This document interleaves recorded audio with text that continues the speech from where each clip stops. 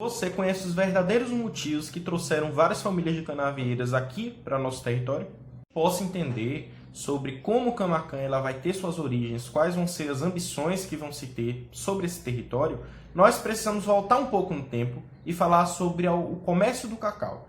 Isso de uma maneira geral. Então esse segundo vídeo ele se baseia sobre como esse cacau vai ser tão importante, quais vão ser os anseios de canavieiras para esse território aqui. Hoje não existe um consenso a respeito da origem do cacau no Brasil ou no mundo.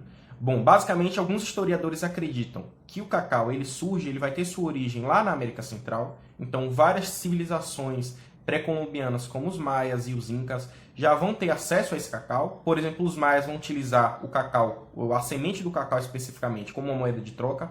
Com 100 sementes de cacau você consiga comprar um coelho.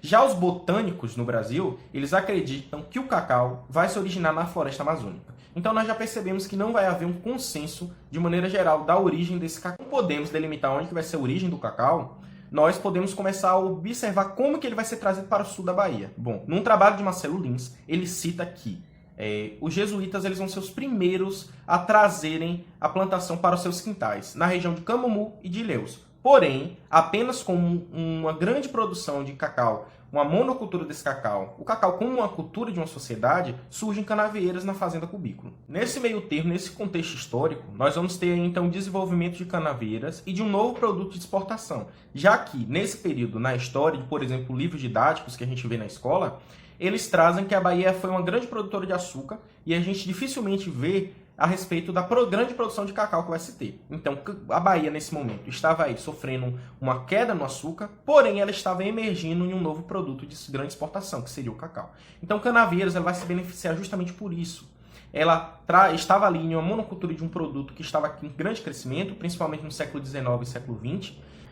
E, além do cultivo do cacau e a extração da mineração dos diamantes lá no Rio Salobro, Canavieiras ela se destacava entre as demais cidades, municípios produtores de cacau, justamente por ela ter um porto esse no seu litoral, que permitia um transporte e um comércio fácil de suas mercadorias.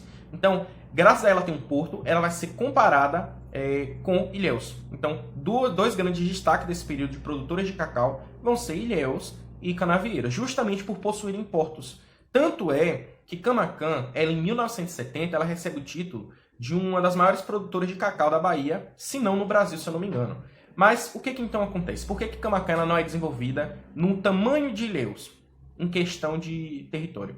Isso porque Camaquã não tinha um porto. Então Camaquã ela vendia sua mercadoria, ela levava sua mercadoria para Ilhéus e Ilhéus exportava. Ilhéus ficou mundialmente conhecida como grande exportadora de cacau e o Brasil era uma grande produtora. Então, não se ter um porto em seu terreno, ali no seu quintal, dificultava suas relações de comércio lá com o exterior. E para isso, você teria que encontrar um intermediário. O Camaquã encontrou Ilhéus nesse contexto. E Ilhéus se beneficia muito do cacau de Camaquã.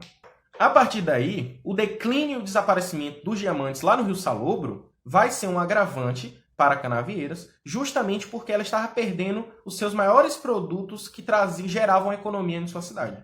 Então, gente, dois dos grandes motivos que vão ser trazidos, então, para que obrigue as famílias de Canavieiras, então não vai ser apenas a cheias do Rio Pardo, mas nós vamos ter dois fatores muito maiores, que vai ser o declínio e desaparecimento dos diamantes lá do Rio Salobro, que a gente viu já no vídeo parte 1, e também a construção do porto de Ilhéus. Então Ilhéus agora se torna uma grande concorrente de Canavieiras. Isso, gente, que então vai surgir aí no século XX, por meio do século XX, ele tinha muito mais aparelhamento do que o de Canavieiras e ele suportava muito mais carga. Então, vários outros municípios que produziam nesse momento cacau começam a ter relações com Ilhéus, causando, consequentemente, o desenvolvimento daquelas cidades. Agora que a gente entendeu sobre o contexto da Bahia, a gente precisa entender o contexto brasileiro. Por quê? Nós estamos falando que Camaquã começa a se configurar em 1888. 1888 é quando legalmente se acaba com a escravidão no Brasil. Legalmente. Por quê?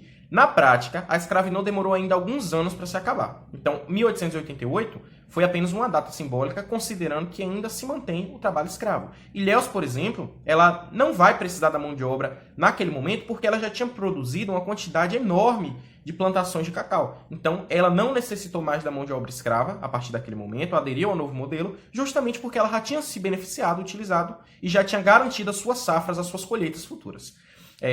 Então, percebam isso aí. Camaquã, essas migrações que vão ser induzidas por canavieiras, elas também traziam um desespero de uma produção agrícola que utilizava-se, em sua maioria, de trabalho escravo.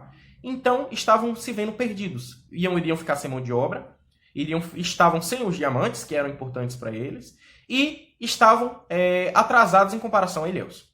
Graças, então, ao incentivo de canavieiras a essas famílias a expandirem por essas matas, para que se encontrasse novas terras para se produzir cacau, para se ter a oferta, para se levar para essa demanda que estava lá mundialmente exigindo, a família Ribeiro vai se destacar aqui no nosso território camacanhense. Então, mas quais são as consequências dessas migrações dessa família? Primeiro, o desrespeito a todas as etnias indígenas que aqui já existiam, a expropriação de terra, então vamos retirar esses indígenas forçadamente, e na base do assassinato, na base de sangue. Então, esse é o primeiro início de Camaquã, que nós não nos orgulhamos tanto e que durante muito tempo na história, a memória que foi construída foi completamente deturpada. E isso é algo que a gente vai ver melhor em outros vídeos, justamente com a construção da nossa memória, inclusive atrelada à festa da cidade. Surge daí o povoado de Camaquã, que inicialmente vai ser chamado de Vargito, por se localizar ali na confluência entre o Rio Panelão e Rio Panelinha. Então, gente, esse foi uma contextualização geral do que estava acontecendo naquele momento aqui no nosso território.